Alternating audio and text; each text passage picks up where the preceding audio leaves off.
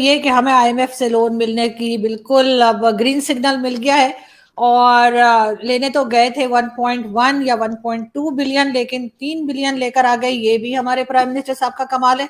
और उस पे आपसे बात करेंगे। इसके अलावा एससीओ की मीटिंग है परसों, यानी कि 4 को, उसमें भी शहबाज शरीफ साहब जा रहे हैं। आपके ख्याल से वो मीटिंग कैसी रहेगी, क्या बातचीत हो सकती है?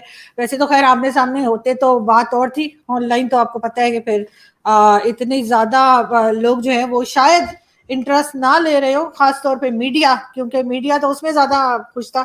जैसे बिलावल साहब गए थे, तो अगर उसी तरीके से इस वक्त भी मीटिंग होती तो। लेकिन बहरहाल सर, सबसे पहले आईएमएफ, क्या आपको लगता था कि वाकई में हो जाएगा, आईएमएफ का लोन मिल जाएगा? क्योंकि यहाँ तो बहुत लोग मायूस भी हो गए थे। देखिए आरजू जी, पहली बात तो आपको बधाई हो, आपने नया सूट डाला हुआ है आज। आज मैं सुना कि आपके घर में दावत भी थी। तो आईएमएफ का लोन जैसे ही आपको देखो अप्रूव हुआ है, नए नए कपड़े आने शुरू हो गए हैं, दावतें शुरू हो गई है। और सुना है कि इवन आपकी जो सड़कें हैं उसके ऊपर भंगड़े भुंगड़े भी डाले जा रहे हैं। ऐसा माहौल है क्या वहां पर? नहीं नहीं सर, मेरे घर में दावत नहीं थी, मेरे घर में खाने को कुछ नहीं था, तो मेरे भाई और भाभी खाना लेके मेरे घर आ गए थे, तो मैंने कहा तुम लोग भी खा लो, मैं भी खा लूं। मेरे घर तो कुछ इसी किस्म की दावत होती है, जिसको आना अपना खाना साथ ले आओ और मुझे भी खिला दो। तो ये हुआ था सर, टिपिकल हाँ, मैं भी पाकिस्तानी सोच रहा था। स्टाइल। हाँ, टिपिकल टिपिकल। तो मुझे लगा कि जैसे लोन की अभी अप्रूवल हुई है, आपको आपको याद होगा कि लास्ट टाइम जब हमारी बात हो रही थी, आप ही की चैनल पे हो हम्म। रही थी या रोहित के साथ हो रही थी, तो वी वर टॉकिंग अबाउट कि आपने बोला कि सर मोदी जी से बात कर लो और हमें 2-3 बिलियन डॉलर दिला दो। आपको याद होगा। तो आपकी जब सारी उम्मीदें खत्म होगी तो मुझे लगा कि आरजू जी इतने ज्यादा मायूस बैठी हैं, तो मैंने मोदी जी से बात करी। मैं कहा मोदी जी, उनको 3 बिलियन डॉलर की जरूरत है, आप दिला दे दो उनको। कहते सुमित, तुम भी बुद्धू जैसी बात करते हो। मैं उनको 3 बिलियन दे दिया, अभी तो मैं पूजा पाठ करता हूँ अपने की हिंदुस्तान को कैसे ऊपर करना है, उसके लिए पूजा पाठ करता हूँ। फिर मुझे पूजा पाठ करना पड़ेगा इनके लिए कि 3 बिलियन वापस कैसे लेने हैं। इससे अच्छा मैं आईएमएफ से बात कर लेता हूँ, इनको 3 बिलियन दिला देता हूँ, ये स्यापा खत्म होएगा। तो इसलिए वो काम हो गया आपका। बिल्कुल, लेकिन सर आप अगर ऐसे उधर से भी आ जाते आप तो ऐसे। अच्छा था। जी। अच्छा, आप आइए, आपको आपको आईएमएफ से भी चाहिए और मोदी जी से भी चाहिए। जी सर, अलग अलग, हम तो दोनों को अलग अलग काउंट करते हैं ना। लेकिन सर फिर भी आपको लग रहा था, क्योंकि पाकिस्तान में बहुत से लोगों का ख्याल था कि शायद आईएमएफ नहीं देगा, लेकिन फिर अचानक से हो गया। अब इनका कहना ये है, हमारे जो एक्सपर्ट्स हैं, यानी एक्सपर्ट से मेरा मतलब है कि जो इकोनॉमिस्ट हैं और टीवी पर आते हैं, उनका कहना है कि जी रोड मैप मिल गया है पाकिस्तान का। अब रोड मैप मिल गया से क्या, आपके ख्याल से क्या मुराद हो सकती है? देखिए देखिए, एक तो मोदी जी से जो मेरी बात हुई है, तो वो कहते हैं मुझे इनके ना फाइनेंस मिनिस्टर से डर बड़ा लगता है। मैं कहा सर, आप तो डरने वाले बंदे नहीं है, इनको डर क्यों लगता है? कहते हैं उसके नाम ही डर है। सर तो डर है वो, डर नहीं। इसाक डार साहब है सर, हाँ डर सर, नहीं है देखो, वो। अब ये पता नहीं है, वो इंग्लिश में तो डर ही लिखा होता है, तो हमें लगा वो कहते हैं उसके डा भी डर है, तो डरना तो चाहिए उसे। और एज फार एज योर जो आपने बोला रोड मैप यही है कि अब कौन सी रोड बनाई जाए जिसमें हमने 3 बिलियन डॉलर खाना है। और कोई भी रोड मैप आपके पास नहीं होता। रोड मैप यही है कि जहां पर कोई सड़क बन ना पाई हो, बन नहीं सकती हो, वहां पर ये रोड अब डिक्लेयर कर देंगे, उसमें से 3 बिलियन निकाल देंगे। So this is the road map which they create always. और मुझे बड़ी हैरानी होती है, आप आपके जो हुक्मरान है, मुझे उनसे इतनी हैरानी होती है कि 70 सालों से ऐसा चूरन बेचा है इन्होंने कि इतने रोड मैप्स बना दिए, रोड एक भी नहीं है। सारे मैप जो है वो रोड के ऊपर, जो मैप्स के ऊपर रोड्स हैं, एक्चुअल में कोई रोड नहीं है, और सारे के सारे पैसे जेबों में गए हैं इनके। और ऐसे तो नहीं नए नए सूट आए थे, हम तो खरीद नहीं पाते, तो मैं तो अभी भी 5-6 साल पुराना सूट डाल रहा हूँ। और आप देखो, हर रोज नए सूट आ रहे हैं जब से आईएमएफ का लोन मिला है, आपको अप्रूवल मिला है। और आप सही बात देखिए। है। हालांकि सर मेरा मेरा आईएमएफ के लोन से कोई लेना देना नहीं, मैं तो उन लोगों में से जो टैक्स भरूंगी। लेकिन सर वो सेल लगी हुई थी सर, एक के साथ एक फ्री, तो इसलिए मैं लेकर आ गई। लेकिन सर मुझे ये बताइए कि एक चीज, सर एससीओ की जो मीटिंग हो रही है, ठीक है, पाकिस्तान भी शिरकत करेगा, बाकी कंट्रीज भी आएंगी, लेकिन पाकिस्तान की बात हम नहीं कर रहे हैं, हम वैसे बात कर रहे हैं कि सर इस मीटिंग की कितनी इंपॉर्टेंस है आपके ख्याल से? इसमें क्या बात की जा सकती है और जिससे कि बेनिफिट मिले उन कंट्रीज को जो शिरकत करेंगे? देखिए, एससीओ मीटिंग एक बहुत बड़ा प्लेटफॉर्म है, ये आप भी जानते हैं, हम भी जानते हैं। और इसके अंदर अगर देखा जाए तो जो मोस्ट इंपॉर्टेंट कंट्रीज हैं, जैसे इंडिया चाइना, वो हैं। बाकी तो ऐसे ही चलो, है नहीं है, एक ही बात है। तो उसमें क्या होता है कि देखो, जब भी कोई ऐसा फोरम होता है जिसमें मीटिंग्स होती हैं, उसमें बात एक ही होती है कि हमने तरक्की कैसे करनी है। और कोई भी मीटिंग में कोई मुद्दा और है ही नहीं। चाइना भी आज की डेट में जो हालत आपने इनकी कर दी बेचारों की, और मुझे गिला भी आपसे बहुत ज्यादा इसके लिए कि आपके चक्कर में मेरी जो फीस है यहाँ पर वो नहीं आ रही। मैं जहां पे भी कंसल्टिंग करता हूँ मुझे पैसे नहीं देते वो। मैं बोलता हूँ पैसे तो दे दो, मेरा अपना घर भी चलाना है। कहते हैं जी वो आपके दोस्त है पाकिस्तान वाले, वो पैसे नहीं दे रहे, वो देंगे तो हम आपको देंगे। ये तो हालत है आपकी। अब मैं गिला ना करूं आपसे क्या करूं। तो ये नहीं जो तो सारी एसईओ की लेकिन सॉरी सर, मैं आपकी बात करती हूँ, लेकिन सर इंडिया सॉरी चाइना ने जो पैसे सी पैक की अगर आप बात कर रहे हैं, तो जो पैसे लगाए थे वो तो हमें तो ये बताया गया है कि वो वहाँ की जो प्राइवेट कंपनीज है चाइना की उनसे इन्वेस्ट कराए। हाँ, गारंटी जो है वो गवर्नमेंट ऑफ चाइना ने ली है कि जी ये पैसा आपको यस, वापस मिलेगा और प्रॉफिट भी होगा, लेकिन सर उससे आपकी फीस का क्या लेना देना। क्यों नहीं है मैडम। वो जो पैसे हैं जो मेरी कंपनीज हैं, उन्होंने भी तो उसी बैंकों से पैसे लिए जहां से जिनकी गारंटी आपको दी हुई है। वो उनको बैंकों के पैसे वापस आएंगे तो हमारे पास आएंगे। तो ये पूरा सर्कल होता है, आप नहीं समझोगे क्योंकि आपका तो सर्कल एक साइड का ही है ना कि आने या दो आने दो, जाने का तो कोई मतलब ही नहीं है। लेकिन सर तो उस चक्कर उस सर चाइना ने तो दुनिया में बहुत सी कंट्रीज को दे रखा है, सिर्फ हमें दे देने से सर आपकी फीस रुक गई, ऐसा कैसे हो सकता है। अरे क्या बात कर रहे हो, बाकियों को तो कहीं किसी को 200 मिलियन, 500 मिलियन, 1 बिलियन। आपके तो पूरा भंडारा खोल के रखा हुआ है और आगे की भी पूरी तैयारी है। 58 बिलियन का तो रेलवे का भी आपने उनसे चूना लगवाने का प्लान कर लिया। सो व्हाट इज हैपनिंग कि जो एससीओ की मीटिंग्स हैं उसमें यही बात होगी कि भाई अब हम पाकिस्तान से कैसे बचाएं अपने आप को। और फिर क्या कि थोड़ा डर भी है। फाइनेंस मिनिस्टर के डर की बात नहीं कर रहा हूँ, जो आपका प्राइम मिनिस्टर है उससे भी डर लगता है। क्योंकि एक तो वो शरीफ बहुत है, वो शराफत में कभी ना कोई पता नहीं क्या कर दे वहां पर आके। शरीफ इतने हैं वो, पता लगे वो हम बात कर रहे हैं डेवलपमेंट की, वो बोले यार ये तुमने कौन सा मुद्दा लेके बैठ गए हो। वो फिर उसमें कोई कश्मीर, वो तालिबान और जिहाद, वो कुछ भी बात कर सकते हैं। इसलिए मैं मोदी जी ने बोला भी मुझे कि यार आरजू से बात कर लेना, she is very close to him, Shehbaz Sharif, उनसे पूछ लेना कि वो वहां पर हाँ क्या करने वाले हैं। ये ना हो कि वहां पे बिल्कुल। कोई ऐसी वैसी हरकत हो जाए और हमें फिर समझ आएगी क्या कर रहा है इनका। नहीं फिर भी सर आपके ख्याल से कौन से जो टॉपिक्स हैं उसके ऊपर बात होगी जिसको लेकर सारी कंट्रीज के जो हेड्स हैं वो आएंगे, और यकीनन ऐसा नहीं है कि उसको कवर नहीं किया जाएगा। आई एम श्योर हम्म, कि सारी दुनिया का मीडिया जो है वो कवर करेगा। Yes yes yes. देखिए बेशक वो वर्चुअल है आरजू जी, इसमें कोई शक नहीं है कि मोदी जी बात करेंगे वहां पे। टेररिज्म की बात उन्होंने करनी करनी है। क्योंकि हम्म अभी रिसेंटली भी चाइना ने ब्लॉक किया आपके जो एक सीईओ थे किसी कंपनी के, तो उनको ब्लॉक कर दिया उन्होंने यूनाइटेड नेशंस में, उनको टेररिस्ट डिक्लेयर करने के लिए।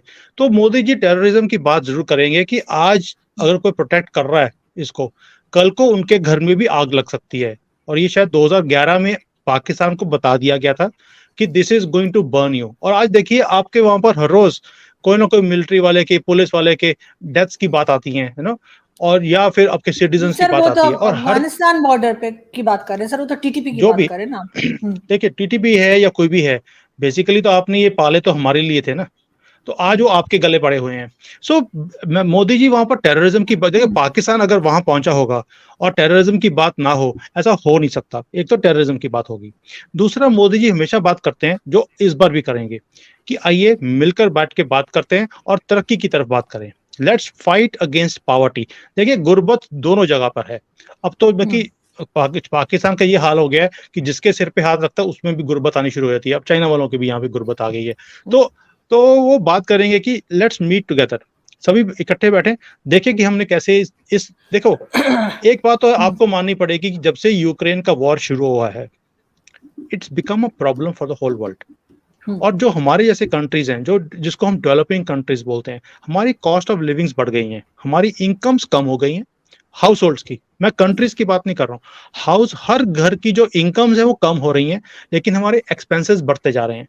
सो he is hmm going to talk about these things कि how to fight these things, how we can work together. आपकी जो अच्छाई है वो हम अपने कंट्री में अडॉप्ट करते हैं, हमारी जो सक्सेस की चीजें हैं वो आप अडॉप्ट कीजिए। Let's help each other out. So he is going to talk about these things only. Sir अगर हम इस रीजन की बात करें, एससीओ से हट के अगर हम इस रीजन की बात करें, तो इस रीजन में जो इम्पोर्टेंट कंट्रीज हैं या जिनकी वजह से कई लोगों को सफर भी करना पड़ता है समटाइम, उसमें अफगानिस्तान भी है। तो सर अफगानिस्तान में जो कुछ होता रहा, चले वो तो हम मानते हैं कि यहाँ से जो है वो ड्रोन्स जा रहे थे और जो कुछ हो रहा था, लेकिन सर उसके बाद जब तालिबान की गवर्नमेंट आ गई उसके बाद भी एक टेंशन बनी हुई है। अब ये नहीं है कि सिर्फ हमारे बॉर्डर पे ही अगर ये लड़ रहे हैं या कुछ भी कर रहे हैं टीटीपी वाले, तो उससे बाकी की कंट्रीज, चाहे वो इंडिया हो, ईरान हो, ये सब लोग ये नहीं कह सकते कि हम महफूज हैं, चाहे वो चाइना ही क्यों ना हो। ट्रू तो सर ट्रू कुछ आप समझते हैं कि अफगानिस्तान में या टीटीपी को और ये जो अफगान तालिबान है, वो मैं तो खैर दोनों को एक ही समझती हूँ, टीटीपी और तालिबान को, सर इनको कैसे कंट्रोल किया जा सकता है? ये तो तरह तरह की चीजें लाते जा रहे हैं ना अपनी कंट्री में। देखिए आरजू जी, टेररिस्ट टेररिस्ट होता है, उसका किसी मजहब से मतलब नहीं है, किसी कंट्री से मतलब नहीं है, उसकी आइडियोलॉजी एक ही है कि मुझे मारना है। जो उसको पैसे दे देगा वो दूसरे की तरफ वो उसको मारना शुरू कर देगा। इंडिया इस चीज को बहुत अच्छी तरह से समझता है, चाइना भी समझता है। देखिए आपने उन्हें पांचवा सूबा बनाने की कोशिश करी, 20 साल लगे रहे कि हमारा पांचवा सूबा बन जाएगा, वो नहीं बने। चाइना भी आज की डेट में इसलिए डर के मारे वहां पर सीपैक की भी एक्सटेंशन की बात करता है, वहां माइनिंग की बात करता है, इंडिया भी डेवलपमेंट की बात करता है। ये ठंडे रहेंगे, हम भी सुख से कुछ साल निकाल लेंगे। बिकॉज देखिए टेररिस्ट का जो बेसिक फंडामेंटल है वो लड़ाई है। वो अगर किसी से और नहीं लड़ेंगे, वो आपस में लड़ने शुरू कर देंगे। सो ये चीज जो है, जो आप कह रही हैं कि it's a problem for everybody, of course ये सबके लिए प्रॉब्लम है और इसका हल कोई नहीं है। बिकॉज उन्होंने अपनी गवर्नमेंट बना ली वहां पर, अमेरिका इंटरेस्टेड नहीं है। अब ये वॉर, देखिए एक तो ये है कि अगेन वॉर अगेंस्ट टेरर शुरू किया जाए। अब इतने पैसे किसी भी कंट्री के पास नहीं है कि दोबारा से वॉर पे जा सकते हैं। तो इसलिए कहीं ना कहीं तालिबान को एक्सेप्ट करना पड़ेगा। मैं ये नहीं कह रहा हूँ कि उनकी गवर्नमेंट को एक्सेप्ट करो, उनकी प्रेजेंस को एक्सेप्ट करना पड़ेगा। वो हम कर रहे हैं। हम एक ही काम कर सकते हैं कि वहां पे डेवलपमेंट की बात कर सकते हैं, वो हम कर रहे हैं। चाइना भी डेवलपमेंट की बात कर रहा है। There is nothing else we can do.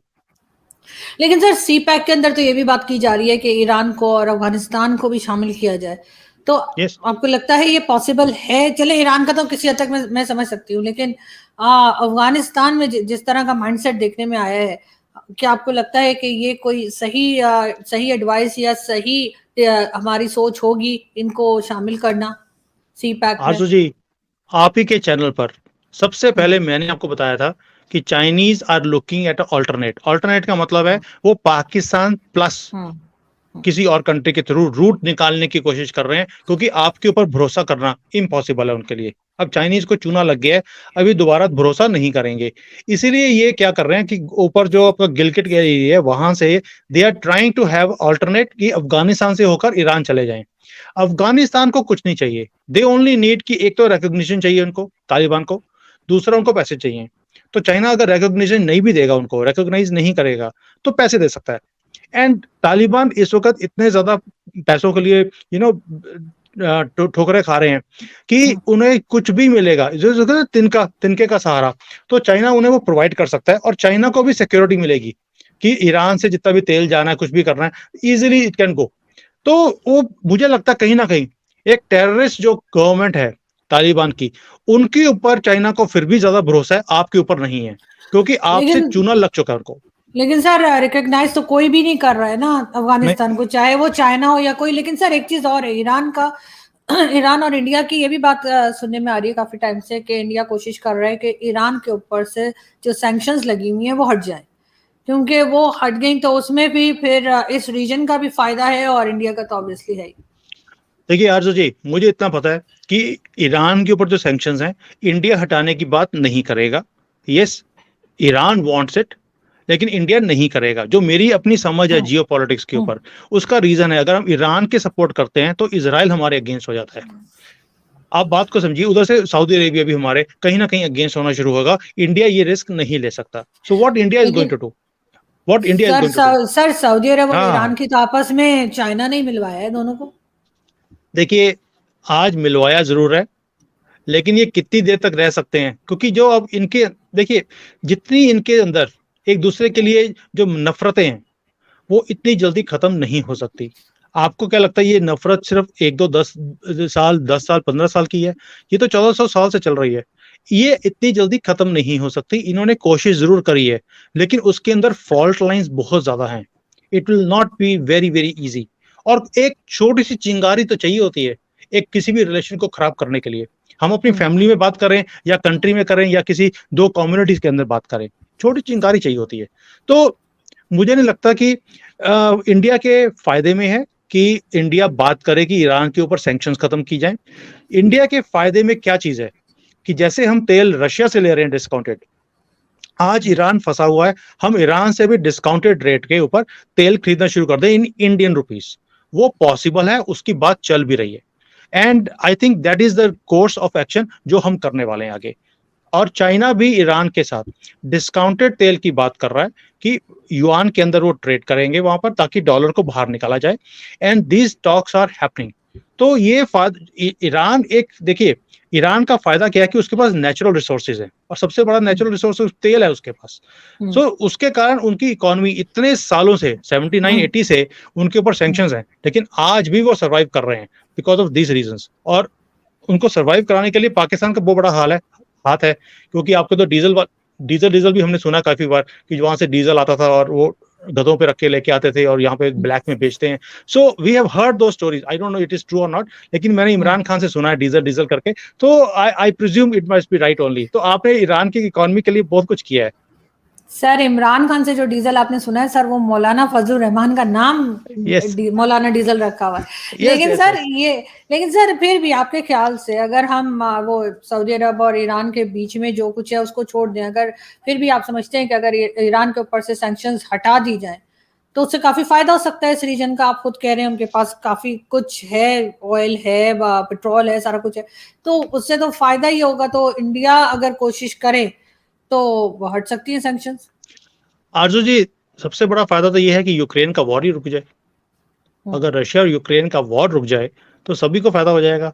आज जो इतनी प्रॉब्लम आ रही है फूड प्राइसेस की, फूड की, इवन डिस्ट्रीब्यूशन की, वो सारी खत्म हो जाएंगी। तेल की प्राइसेस वैसे ही नीचे आ जाएंगी, लेकिन उसको रुकवाने के लिए इंटरेस्ट किसका है? कि एक पार्टी, इंडिया ने कितनी कोशिश करी कि यूक्रेन और रशिया का वॉर रुक जाए, लेकिन जो वेस्टर्न फोर्सेज हैं या कोई और फोर्सेज हैं वो रुकने नहीं देना चाहती इसको। ऐसे ही जो ईरान की चीज है, इंडिया विल लाइक कि इनके ऊपर सैंक्शंस खत्म हो, बिकॉज पहले भी ईरान हमारा बहुत बड़ा पार्टनर था तेल के लिए, लेकिन कई ऐसी फोर्सेज हैं जो ये चीज नहीं होना देना चाहती। सो जियोपॉलिटिक्स में इट्स नॉट कि हमारा फायदा कहाँ है नुकसान कहाँ है, इसमें बहुत डायनामिक्स हैं और बहुत ज्यादा प्लेयर्स हैं इस चीज में, क्योंकि तेल जो है एक बहुत बड़ी रिसोर्स है और बहुत ज्यादा लोग इसके अंदर इन्वॉल्व भी हैं। उसके प्लसेस एंड माइनसेस के लिए कई लोग जाते हैं कि ये प्रॉब्लम्स खड़ी रहें ताकि तेल का रेट हायर रहे, you know. So it's a big game. मुझे लगता नहीं है कि इंडिया कभी भी ये चीज करेगा। एक तो इंडिया के फायदे की बात नहीं है, सेकेंडली जो बाकी की फोर्सेस हैं वो ये नहीं होने देना चाहती। बिल्कुल, लेकिन फिर भी सर इस रीजन में तो आजकल यही कहा जाता है, पहले का जब कुछ साल पहले तक कहा जाता था कि जो सुपर पावर है एशिया में वो चाइना को बताया जाता था हमें कि जी चाइना बनने जा रहा है। अब वो नाम बदलकर इंडिया का हो गया है। लेकिन एज एन इंडियन नहीं, आप मुझे एक मतलब न्यूट्रल हो, क्या मुझे बताइए कि क्या वाकई में अब ऐसा है कि चाइना जो है उसके कोई चांस नहीं रह गया है सुपर पावर एशिया की तरफ से बनने में, या वाकई में अभी भी कोई चांस है? आरजू जी, एक कहावत है हमारे इंडिया में, मुझे पता नहीं पाकिस्तान में है कि नहीं, कि चढ़ते सूरज को सब सलाम करते हैं और डूबते को कोई पूछता भी नहीं है।